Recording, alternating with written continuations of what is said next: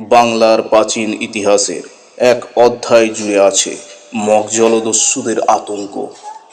সে সময় নদী পাখরানো একটি গ্রাম ছিল, চন্দনপুর।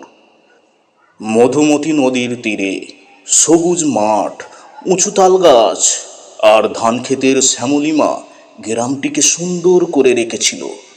গ্রামের মানুষ ছিল পরিশ্রমী, সহজ সরল। সকালে কৃষকেরা লাঙল কাঁধে মাঠে বের হতো, গৃহিণীরা কলসি কাঁখে নদীর জল আনতে যেত, আর রামিজ গ্রামের সবচেয়ে সাহসী যুবক, সব সময় প্রস্তুত থাকতো গ্রামের রক্ষার জন্য। কিন্তু কিছুদিন ধরে গ্রামের শান্তি যেন ভেঙে গেল। রাতে গ্রামবাসীদের গরু মহিষ চুরি হতে লাগলো। মাঝে মাঝে শোনা যেত নদীর দিক থেকে এক অদ্ভুত আওয়াজ।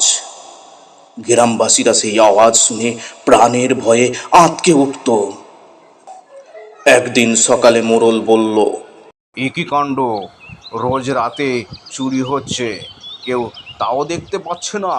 মোড়লের কথা শুনে রামিজ বলল, মরদা, এরা সাধারণ চোর না। আমি নদীর ধারে অদ্ভুত পায়ের ছাপ দেখেছি, যা মগ জলদস্যুদের মতো। রামিজ ও মোড়লের মধ্যে এইসব কথা হচ্ছিল। একটি বাড়ি থেকে এক বৃদ্ধ বেরিয়ে বলল, ওরে বাবা, মগেরা যদি আসে তাহলে তো পুরো গ্রাম উজাড় করে দেবে। গ্রামবাসীরা এইসব কথা শুনে ভয়ে কাঁপতে লাগলো। কিন্তু রামিজ গ্রামবাসীদের প্রস্তুত হতে বলল।